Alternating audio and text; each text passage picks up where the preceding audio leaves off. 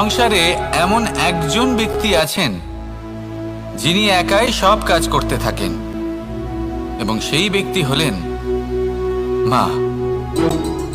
আমাদের জীবনে একজন পিতার ভূমিকা কিন্তু নিঃসন্দেহে অমূল্য, কিন্তু আমাদের সকলের জীবনে যে ভূমিকা একজন মায়ের তা অন্য কারোর থাকে না। একজন মা একাই সন্তানকে বড় করতে পারেন, সংস্কারী করে তুলতে পারেন, তার জন্য পরিশ্রম করেন। আর এত কিছু কাজ করার পরেও তার কাজের জন্য তিনি প্রশংসা অবশ্য পান না। উল্টে যদি সেই সন্তান অনুচিত পথে চালিত হয়, অনুচিত কর্ম করে, তখন সেই মাকেই অপবাদের পাত্র হয়ে উঠতে হয়। আমাদের জীবনে মায়ের যোগদান কতটা সেটা বুঝুন। আপনাকে বড় করে তোলার জন্য উনি কতটা